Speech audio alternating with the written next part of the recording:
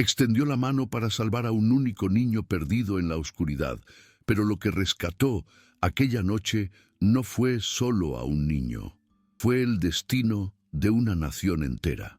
Si las historias sobre el poder de la compasión resuenan en ti, suscríbete al canal para que continuemos este viaje juntos. El viento aullaba como un espíritu hambriento a través de los cañones de la Sierra Madre, un lamento que arrastraba arena y furia. La tormenta no era solo un fenómeno de la naturaleza, parecía un castigo, una ira divina que rasgaba el cielo y cegaba la tierra con un sudario rojo. Agachado detrás de una formación rocosa, Kaelen sentía que el mundo se desintegraba a su alrededor. Cada grano de arena que azotaba su piel era como una aguja, recordándole su insignificancia ante la inmensidad salvaje. Él, un rastreador cuyo nombre significaba flecha, ahora apenas podía distinguir su propia mano frente a su rostro. El aire era espeso, casi imposible de respirar, y el sonido ensordecedor de la tormenta ahogaba incluso sus pensamientos, dejando solo el eco palpitante de un dolor antiguo que ni siquiera aquel caos lograba borrar. Fue entonces cuando lo vio, no con los ojos, que eran inútiles en aquella oscuridad violenta, sino con un instinto más profundo, una vibración disonante en el patrón del vendaval, una forma pequeña, encogida en la base de un cactus reseco, casi completamente sepultada por la arena movediza. Se arrastró hasta allí, con el corazón latiendo contra sus costillas, como un tambor de guerra. Era un niño de no más de 8 inviernos, vestido con las ropas gastadas de un colono mexicano, un enemigo. La lógica de su pueblo, forjada en sangre y pérdida, le gritaba que lo dejara para los buitres. Era la ley de la supervivencia. Pero al ver el pecho del niño subir y bajar en un soplo frágil, Kellen vio otra cosa, el reflejo de un fantasma que lo atormentaba cada noche. Su mano, marcada por la cicatriz de su propia tragedia, se movió por sí sola, ignorando la razón y el peligro, extendiéndose a través del velo de arena para tocar la vida. La fuerza que movió su brazo ahora se extendió por todo el cuerpo. Una corriente que ahogaba la voz de sus ancestros, que susurraban sobre traición. Kaelen cavó la arena que amenazaba con tragarse al niño, sintiendo la piel helada y los huesos frágiles bajo sus dedos. El niño estaba frío, con los labios azules y agrietados. Cuando finalmente lo liberó, lo sostuvo en sus brazos, una carga sorprendentemente ligera. El rostro del niño, pálido bajo la suciedad, era espantosamente familiar. Tenía los mismos rasgos que veía en sus pesadillas, los rasgos de su propio hijo, perdido por una fiebre implacable en la última estación seca. El dolor en su pecho se convirtió en una brasa viva, quemando la lógica y el miedo. Ya no era un enemigo, era un eco, una segunda oportunidad que el desierto le ofrecía en medio de su furia. Con el niño acurrucado contra su pecho, Kaelen se convirtió en la flecha que su nombre prometía. Se movió, no contra la tormenta, sino con ella, usando las corrientes de viento como un guía ciego y la memoria de las rocas para trazar un camino invisible. La lucha fue brutal. Cada paso era una batalla contra la fuerza que intentaba arrastrarlos al olvido. Finalmente encontró lo que buscaba. Una estrecha grieta en la pared del cañón, una cueva no más grande que una tumba, pero que ofrecía un refugio del caos. Allí dentro, el rugido del mundo exterior se transformó en un murmullo distante. Al acostar al niño en una piedra lisa, lejos del viento cortante, la magnitud de su acto lo golpeó con la fuerza de un rayo. No solo había desafiado a la tormenta, había desafiado siglos de odio y las leyes sagradas de su pueblo. Kaelen usó su cuchillo de sílex para rasgar una tira de su propio poncho de lana, usando la tela áspera para limpiar la arena del rostro del niño y para frotar sus miembros helados, intentando desesperadamente devolver el calor a su piel. Le ofreció unas gotas de agua de su odre, que el niño tragó con dificultad. Lentamente, los ojos del niño se abrieron, primero con una confusión nublada, luego con un terror agudo y cristalino. Eran ojos oscuros que reflejaban la figura de Kellen como la de un monstruo de los cuentos que se contaban para asustar a los niños. El niño se encogió, un gemido bajo escapando de sus labios agrietados. Viendo el pánico, Kellen retrocedió, manteniendo las manos abiertas y visibles, un gesto universal de paz que esperaba que el miedo pudiera entender. No dijo nada. Su lengua era tan extraña para el niño como el aullido del viento. Las horas se arrastraron hasta que la furia de la tormenta se transformó en un lamento cansado y finalmente en silencio. Una luz pálida y polvorienta se filtró por la entrada de la cueva, revelando un mundo transformado, esculpido por la violencia del viento.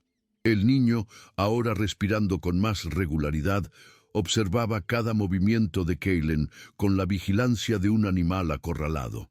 Y la pregunta que Kellen había intentado ahogar en la oscuridad ahora gritaba en el silencio de la mañana. ¿Qué hacer ahora? Llevarlo a su tribu era sentenciar al niño a una vida de servidumbre y asimismo a una deshonra eterna. Devolverlo a su gente, a los colonos del valle, significaba caminar hacia su propia muerte. Estaba atrapado entre dos fuegos, y el niño que había salvado era ahora la cadena que lo ataba a ese destino imposible. La decisión no llegó como un trueno, sino como el lento amanecer del día. Kellen observó al niño, que temblaba de frío y de miedo. La lógica de la supervivencia aún susurraba en su mente, un veneno familiar, pero la imagen de la tumba de su propio hijo era más fuerte. De su bolsa de cuero sacó un trozo de carne seca y una nuez pecana. El niño se encogió.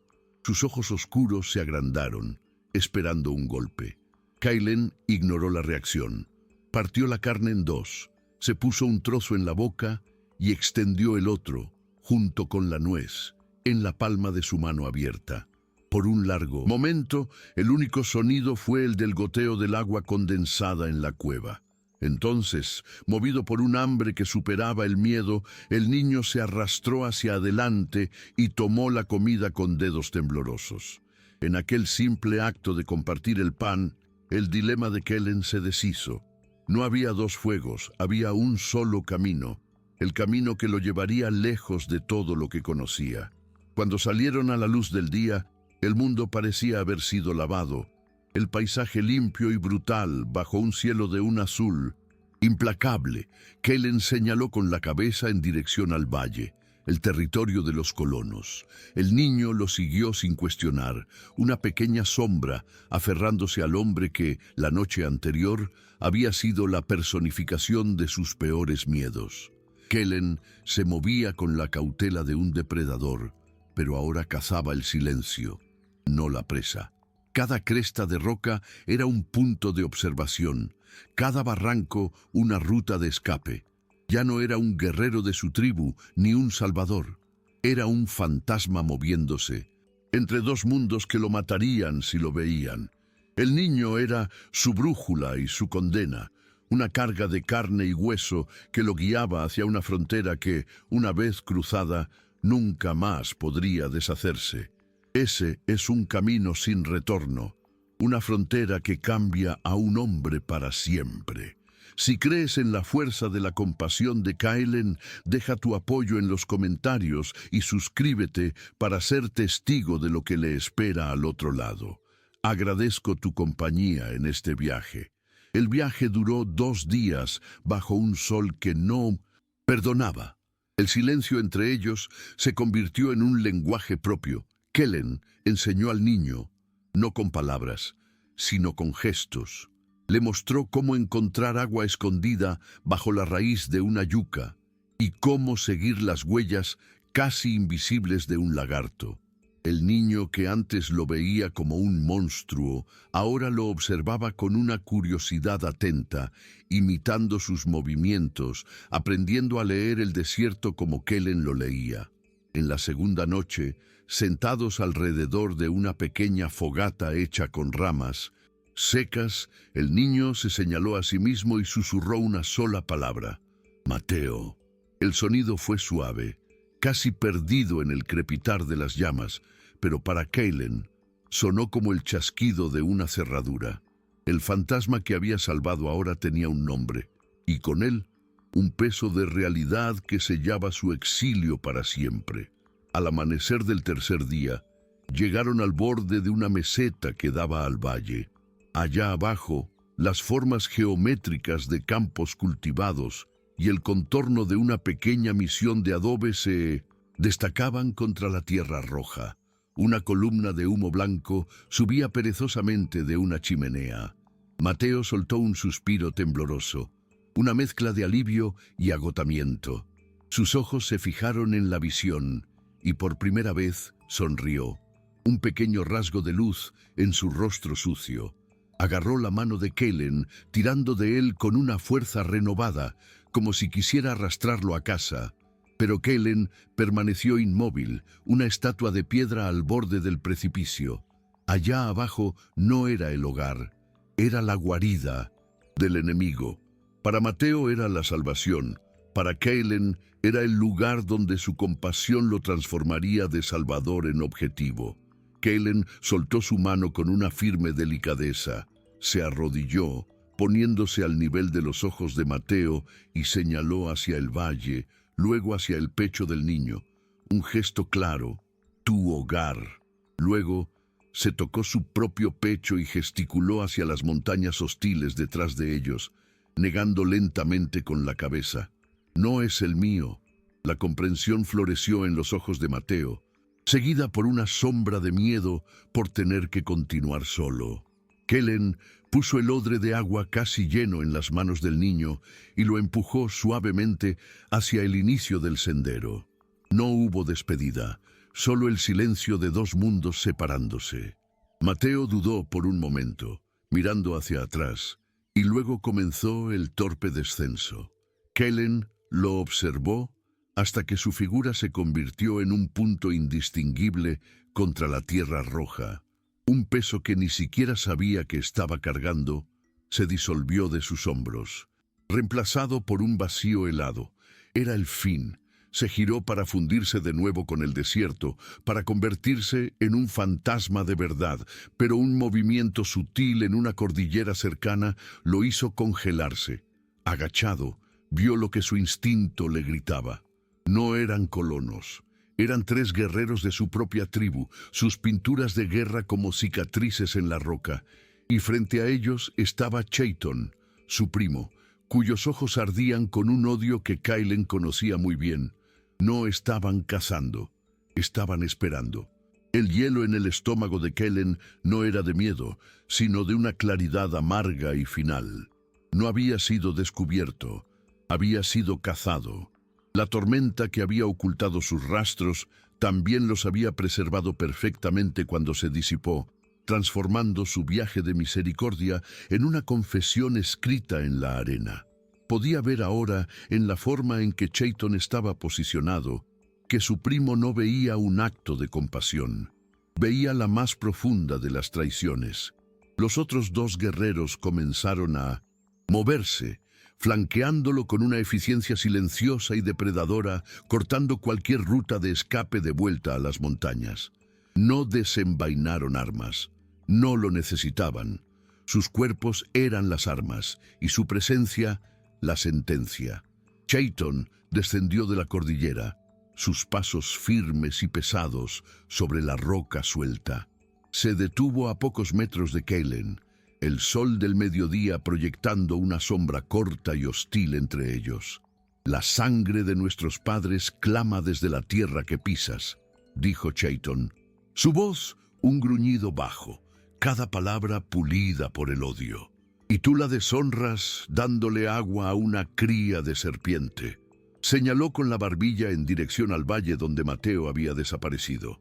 Kaylen permaneció en silencio, su rostro una máscara impasible. No había defensa para lo que había hecho, no en la lengua de su pueblo. Había elegido la memoria de un hijo en lugar del juramento a 1000 hermanos. Y en el desierto, toda elección tiene un precio, pagado en arena o en sangre. Aquel niño no era serpiente, respondió Kaylen, su voz baja y áspera por la sed. Era el eco de una fiebre, el peso de una tumba demasiado superficial. Por primera vez, una fisura de emoción cruzó su máscara de piedra, un dolor tan desnudo que hizo que uno de los guerreros más jóvenes desviara la mirada. Pero no Chayton. La mención del hijo perdido solo endureció su rostro. Así que cambiaste el honor de nuestros muertos por tu propio fantasma. Dejaste que atormentara tu razón y escupiera en el legado de padres. El desprecio en su voz era más cortante que cualquier cuchilla. Tu dolor no te da derecho a traicionarnos. Chayton no esperó otra respuesta. Levantó la barbilla, una señal silenciosa. Los otros dos guerreros se movieron, no para atacar, sino para posicionarse, cerrando el mundo de Kaylen en un triángulo de hostilidad. No había a dónde correr. Kaylen miró una última vez hacia el valle, hacia la columna de humo que prometía seguridad para Mateo, y luego bajó los ojos a sus manos. Las mismas manos que habían cavado la arena para salvar una vida, ahora estaban vacías e impotentes. Sin resistencia, se dio la vuelta, listo para caminar de regreso a las montañas, ya no como un guerrero, sino como un prisionero, llevado para enfrentar el juicio del pueblo que él, por un único acto de compasión, había abandonado. La caminata de regreso fue un ritual de silencio y vergüenza. Kaylen no fue atado. Las cadenas que lo sujetaban eran invisibles, forjadas por la mirada de desprecio de Chayton y la muralla de hombros de los otros guerreros. Reconocía cada grieta en la roca, cada cactus retorcido, pero el paisaje de su hogar ahora parecía extraño y acusador. Cada paso lo alejaba más del hombre que había sido y lo acercaba al veredicto que le esperaba. Sus pensamientos no estaban en el castigo, sino en la imagen de una pequeña figura descendiendo a salvo hacia el valle. Había cambiado su vida por un recuerdo, y en aquella tierra implacable, la balanza de la justicia siempre se inclinaba hacia el lado de la sangre. Cuando llegaron al campamento, el sol de la tarde proyectaba largas sombras sobre las tiendas de cuero. La actividad de la tribu cesó como si un viento helado hubiera barrido el lugar. Los niños detuvieron sus juegos, las mujeres apartaron la vista de sus quehaceres y los ancianos se levantaron de las pieles de oso. El regreso de un grupo de caza era motivo de celebración, pero la visión de Kaylen, la flecha, siendo escoltado como un criminal por su propio primo, congeló las palabras en la garganta de todos. Un murmullo se extendió como una serpiente en la hierba seca, una mezcla de incredulidad e ira. Kaylen no bajó la mirada. Enfrentó los rostros de sus vecinos, sus amigos, su familia, y en sus ojos vio el reflejo de su crimen, más claro y más condenatorio de lo que cualquier juez podría pronunciar. Chayton empujó a Kaylen al centro del círculo formado por la tribu, un gesto de desprecio que selló su acusación. El murmullo cesó. Instantáneamente, cuando un hombre mayor, de cabellos canosos, trenzados con plumas de águila, emergió de la tienda principal. Era Tarak, el jefe, cuyo rostro era un mapa de sequías y batallas. Sus ojos, profundos y cansados, se fijaron en Kaylen, ignorando a Chayton. «Mi primo encontró a la flecha rota en la frontera», declaró Chayton en voz alta para que todos oyeran. No cazaba para la tribu, guiaba a una cría de los hombres pálidos, dándole nuestra agua y nuestra protección. Usó la furia de los espíritus para ocultar su traición. Tarak se acercó lentamente, el peso de sus años evidente en cada paso. No miró a Kaylen con furia, sino con una profunda tristeza, como si mirara a una estrella fugaz. La lengua de Chayton está afilada con el veneno de la verdad. preguntó Tarak, su voz baja, pero resonando en el silencio mortal. Kaylen finalmente levantó la cabeza, encontrando la mirada de su jefe. «Su verdad no es la mía», respondió Kaylen, su voz firme, aunque ronca. «No vi en la arena. Vi a un fantasma del tamaño de mi hijo. El desierto me dio una elección: honrar una tumba u honrar el odio. No pude dejar que la tormenta cavara otra tumba para un niño». Un suspiro colectivo recorrió a la multitud, una ola de conmoción donde la ira y la compasión entraron en guerra. «¡Un fantasma!», se burló Chayton, su voz cortando el tenso silencio como un pedernal. «¿Y cuántos fantasmas nos han dado los hombres pálidos? El hermano de Elara, la hija de Nodin, mi propio padre. Sus tumbas están esparcidas por estas montañas y claman por justicia, no por misericordia para con la semilla de sus asesinos». Se volvió hacia la multitud con los ojos en llamas. «Su compasión es un rastro de huellas que sus rifles seguirán hasta nuestros niños. No honró una tumba, cavó las nuestras». La ira de Chayton fue la cerilla que incendió la hierba seca. Los murmullos de compasión fueron ahogados por gruñidos de aprobación. Tarak levantó la mano y el tumulto cesó, reemplazado por una pesada expectación. Caminó hasta quedar frente a Kaylen, y la tristeza en sus ojos era tan vasta como el propio desierto. «Yo también lloré sobre una tumba pequeña, Kaylen», dijo el jefe, su voz un murmullo que todos oyeron. «Pero nuestro dolor personal no puede ser una traición a los que aún viven. Has roto nuestra ley más sagrada. Elegiste a un extraño en lugar de a tu sangre». Hizo una pausa, y el mundo pareció contener la respiración. «No morirás por nuestra mano, pero la flecha está rota. A partir de este momento no tienes nombre, no tienes tribu, caminarás solo. Que el desierto que elegiste como tu juez sea ahora tu único pueblo». El veredicto de Tarak flotó en el aire, pesado e irrevocable. Nadie se movió, nadie habló. El silencio que siguió fue un castigo en sí mismo, una pared invisible que se levantó entre Kaylen y la gente que amaba. Uno por uno, los rostros se apartaron. Amigos de la infancia, ancianos que le enseñaron a cazar, mujeres que compartieron el fuego con su familia. Sus miradas ya no eran de ira o de pena, sino de un vacío deliberado. Era un extraño, un fantasma en su propia casa. Sin una palabra, Kaylen se dio la vuelta. No miró hacia atrás, pues no había nada que ver más allá del fin de su mundo. Dio un paso, luego otro, sus mocasines levantando un polvo que parecía pertenecer a otra vida. Caminaba fuera del círculo, fuera del campamento, hacia el sol poniente que sangraba en el horizonte, dejando atrás su nombre, su gente y la única vida que había conocido.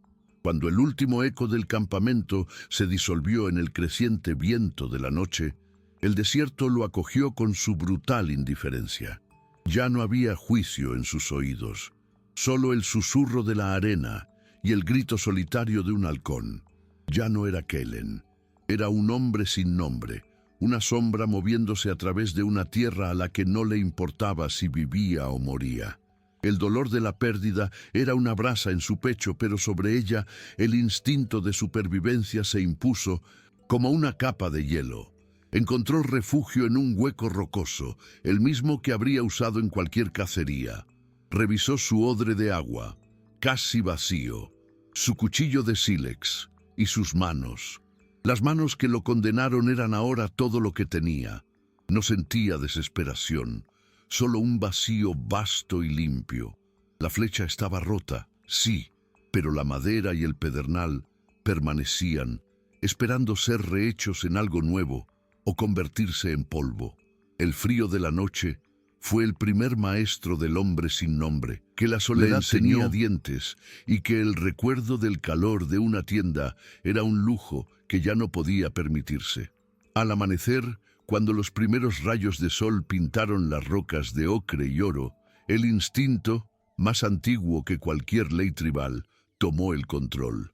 Los hábitos de toda una vida no fueron exiliados con el hombre, estaban grabados en sus huesos. Leyó la tierra, no por deber, sino por necesidad. Vio el rastro casi imperceptible de hormigas subiendo por una grieta, una señal de humedad escondida. Con las manos desnudas y la punta del cuchillo, cavó durante 1 hora hasta encontrar la recompensa, un charco de agua fangosa y preciosa, suficiente para llenar su odre y humedecer su garganta. Mientras bebía, no pensaba en Tarak o Chayton. El desierto lo reclamó, exigiendo su total atención y, a cambio, ofreciéndole el simple y brutal regalo de la supervivencia. Mientras tanto, a cientos de kilómetros de distancia, en el valle, un grito rasgó la quietud de la mañana en la misión. Una mujer señaló a una pequeña figura que se tambaleaba saliendo de la niebla de polvo. Era Mateo. Su padre, un ranchero llamado Alejandro, corrió, envolviendo a su hijo en un abrazo que era una mezcla de alivio y furia contra los cielos que casi se lo habían robado. Tras las lágrimas y el agua, llegaron las preguntas. ¿Cómo? ¿Cómo sobrevivió a la furia de los vientos? Con voz débil, Mateo contó su historia. No sobre un monstruo, sino sobre un hombre silencioso con una flecha tatuada en el brazo, que compartió su comida, que lo protegió del viento y lo guió a casa. Los hombres que escucharon se miraron entre sí, con la incredulidad luchando contra el testimonio inocente del niño. Alejandro sostuvo a su hijo con más fuerza, mirando hacia las montañas prohibidas que se alzaban como una muralla en el horizonte, una semilla de duda plantada en el suelo endurecido del odio. La duda de Alejandro fue una chispa en un barril de pólvora. Un truco, gruñó Ricardo, un hombre cuyo rancho en 1200 la frontera vivía bajo la sombra constante del miedo. Lo usó como cebo para atraernos a una trampa en las montañas. Otros asintieron, el pánico superando a la razón. Pero Alejandro, sosteniendo la pequeña mano de su hijo, no se inmutó. ¿Qué tipo de trampa devuelve a un niño vivo? Su voz cortó la discordia, no con ira, sino con el peso de una gratitud imposible. Levantó el odre que Kaylen le había dado a Mateo. Tenía esto, un odre de ellos, lleno de agua. El objeto, una simple pieza de cuero y madera. Pasó de mano en mano, un artefacto de un mundo que solo conocían a través de la mira de un rifle. Aquel odre no era un arma, era una prueba, y su silencio gritaba más fuerte que las voces de odio. Los días se fundieron en un ciclo de sol y sed para el hombre sin nombre. Ya no se movía contra el desierto, se convertía en una de sus rocas, una sombra que el viento no notaba, esperando pacientemente a que la vida se revelara. Cazaba no con la gloria de un guerrero, sino con la eficiencia hambrienta de un coyote. Un conejo atrapado en un lazo improvisado, una serpiente muerta con una piedra certera.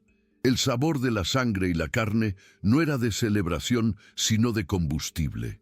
El hombre que había sido Kellen estaba muriendo, y en su lugar nacía una criatura hecha de polvo y voluntad, cuyas únicas leyes eran la sed y el hambre, y cuyo único Dios era el sol implacable que nacía cada mañana.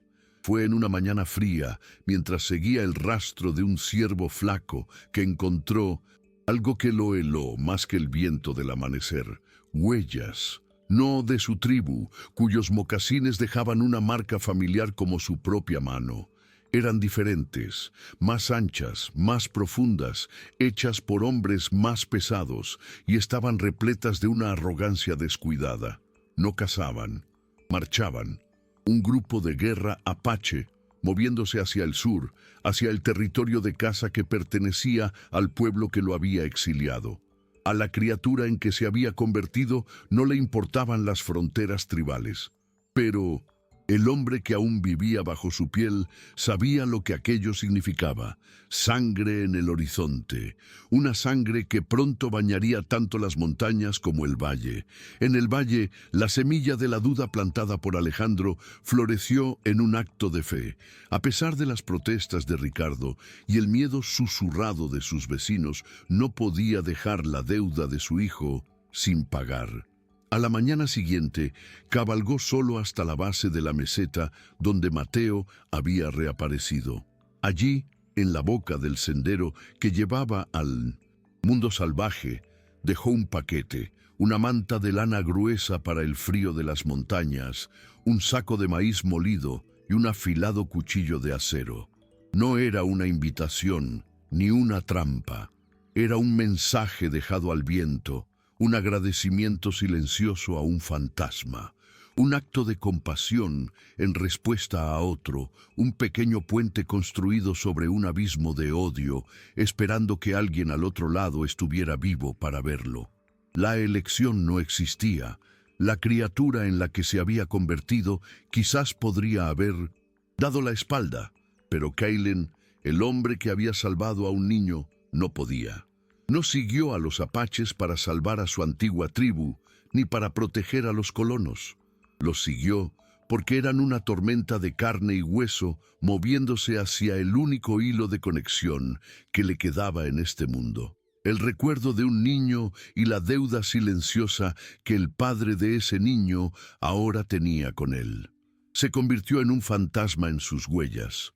Una sombra que se movía entre las rocas, leyendo su fuerza, su velocidad, su sed de sangre, y su camino, como un cruel giro del destino, lo llevó de vuelta al borde de la meseta, el mismo lugar donde se había separado de Mateo, la frontera entre su vida antigua y su exilio presente. Fue allí, en la boca del sendero, donde lo vio, un bulto extraño, envuelto en tela, dejado sobre una piedra lisa. Su primer instinto gritó, ¡trampa! Rodeó el lugar durante casi una hora, leyendo el viento, buscando cualquier señal de un observador oculto. Nada.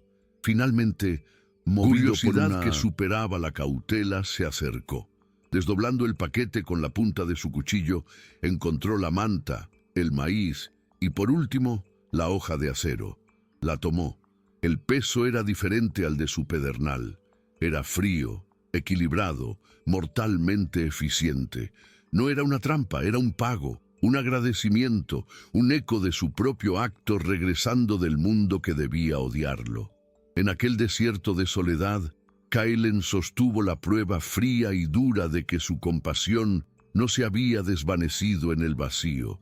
Había sido recibida y había sido respondida.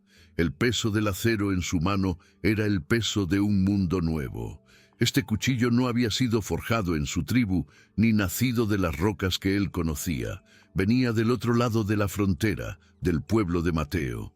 Era una respuesta, un puente de metal frío sobre un abismo de sangre, y los apaches, con sus pasos de trueno, amenazaban con destruir ese puente antes incluso de que pudiera entender su significado. La elección que se formó en su mente no fue por lealtad a Tarak o por amor a Alejandro, fue por algo más antiguo, equilibrio. No elegiría un bando, se convertiría en la frontera, una muralla de un solo hombre, protegiendo no a un pueblo, sino la frágil posibilidad de que un acto de compasión no tuviera que terminar en una masacre. Guardó el cuchillo, tomó la manta y el maíz y se volvió, no para huir, sino para cazar a los cazadores. No los atacó de frente. Eso sería el fin de un tonto. En cambio, se convirtió en un espíritu maligno para el grupo de guerra. Usando su conocimiento íntimo de los cañones, los condujo por un camino sutilmente alterado, un desvío de mediodía que los llevó a un pozo de agua que él sabía que estaba seco. Por la noche, mientras dormían, se arrastró como una serpiente por su campamento, no para matar, sino para robar una pequeña bolsa de flechas y cortar la correa de un odre de agua. Sus acciones eran pequeñas, como picaduras de mosquito, pero se acumulaban. Era un susurro en el viento que los hacía mirar por encima del hombro, la piedra que rodaba en la oscuridad, la rama que se rompía donde nadie debía estar. Estaba transformando la tierra que querían conquistar en un arma contra ellos, retrasando su avance, erosionando su confianza, un grano de arena a la vez. El líder del grupo Apache, un hombre llamado Nakai, cuyo rostro era una máscara de cicatrices antiguas, finalmente se detuvo. Sus guerreros, ahora desconfiados y exhaustos, se reunieron a su alrededor. La paciencia de Nakai se había agotado y se había transformado en una furia fría. «Esto no es obra de espíritus», gruñó, pateando una piedra suelta. «Es un solo hombre, una rata de la tribu local que conoce estas piedras como la palma de su mano». La humillación de ser engañado y debilitado por un único enemigo invisible era un insulto peor que una herida abierta. La ira unió al grupo de nuevo. Ya no estaban solo en una incursión por gloria y recursos. Estaban cazando a un fantasma, y su determinación ahora era personal, alimentada por el deseo de arrancar la piel del hombre que se había atrevido a burlarse de ellos. Kaylen observó su furia desde una cresta lejana y supo que su tiempo para pequeños trucos había terminado. La ira los haría más rápidos, más imprudentes, más peligrosos. Necesitaba una barrera, no una molestia. Usando un atajo que solo las cabras montesas y los cazadores más experimentados conocían, corrió por delante del grupo Apache, el aliento quemando sus pulmones. Su destino era un paso estrecho conocido como la Garganta del Diablo, un embudo de rocas inestables que su tribu siempre evitaba después de las lluvias. Allí se posicionó por encima del sendero, poniendo todo su peso y la fuerza de su exilio contra una roca en equilibrio precario. Cuando oyó a los apaches entrando en la garganta abajo, dio el empujón final. Con un rugido que sacudió los mismos huesos de la montaña, una avalancha de piedras y polvo se derrumbó, sellando el paso con una pared infranqueable de roca rota. El mundo tembló. Por un largo momento, el único sonido fue el de la montaña deshaciéndose. Cubierto de polvo, con los músculos gritando en protesta, Kaylen observó cómo la nube de polvo se asentaba, revelando su obra. El paso estaba sellado. No había gloria en su victoria, solo el sabor amargo del agotamiento y la fría certeza de que se había revelado. El rugido de la avalancha no fue solo una barrera de piedra, fue una declaración, un desafío. Sabía que los apaches ahora lo cazarían con la furia de demonios. Engañados, sin perder un segundo, se dio la vuelta y se disolvió de nuevo en las sombras, su corazón latiendo no de miedo, sino con el ritmo constante de un hombre que había elegido su campo de batalla y ahora necesitaba sobrevivir a él. El rugido de la montaña llegó al campamento de la tribu como un trueno venido de un cielo sin nubes, haciendo que todos miraran hacia el norte, en dirección a la garganta del diablo. Tarak, sintiendo una profunda perturbación, envió a 2 exploradores. Regresaron al anochecer, con los ojos desorbitados de asombro. El paso, informaron, estaba intransitable, bloqueado por una pared de roca fresca. Y en el polvo, antes del derrumbe, encontraron lo que heló la sangre de todos: los rastros inconfundibles de un gran grupo de guerra apache. Chayton levantó el puño al cielo. «Los espíritus de nuestros ancestros nos han protegido», declaró, su voz resonando con fervor, pero Tarak permaneció en silencio, mirando hacia la vastedad del desierto donde había desterrado a un hombre. Se preguntó si los espíritus usaban las manos de los traidores para realizar sus milagros. Al otro lado de la muralla de piedra, la furia de los apaches era un veneno silencioso. Cubiertos de polvo y humillación, miraban la barrera que había surgido de la nada. Nakai se limpió la sangre de un corte en la mejilla, sus ojos negros fijos en la montaña, como si pudiera incendiarla con la mirada. No gritó. Su ira era más fría y más mortal que eso. Nos ha mostrado el rostro, dijo Nakai a sus guerreros, su voz baja y cortante como la obsidiana. Ya no es un fantasma, es carne y hueso, y esa carne sangrará. Se giró, no hacia el camino de regreso, sino hacia la escarpada pared del cañón. Encuentren otro paso. La caza ha cambiado. Ya no queremos el ganado, ni las armas de los hombres pálidos. Quiero la cabeza de la rata que cree que esta montaña le pertenece. En el valle, el trueno de la montaña sacudió las ventanas de la misión e hizo que el ganado se agitara en los corrales. Los colonos salieron de sus casas, mirando las murallas de piedra con un miedo renovado. «Es un presagio», le dijo Ricardo a Alejandro, su rostro pálido. «Los demonios que habitan esas tierras están en guerra. Has traído su furia cerca de nosotros al dejar tu ofrenda». Pero Alejandro no sintió miedo. Sostuvo la mano de Mateo con más fuerza y miró hacia la lejana meseta. No veía demonios, sino el eco de una fuerza inmensa. La misma fuerza que, de alguna manera, había protegido a su hijo en la tormenta. «Quizás», respondió en voz baja, más para sí mismo que para Ricardo, «no sea un presagio de guerra. Quizás sea el sonido de una deuda que se está pagando». La fe en que la compasión puede resonar con la fuerza de una montaña es lo que separa el miedo de la esperanza. Si tú también crees en ese poder, deja tu apoyo en los comentarios y suscríbete para ser testigo de lo que sucede cuando esa deuda sea finalmente cobrada. Agradezco tu compañía en este viaje.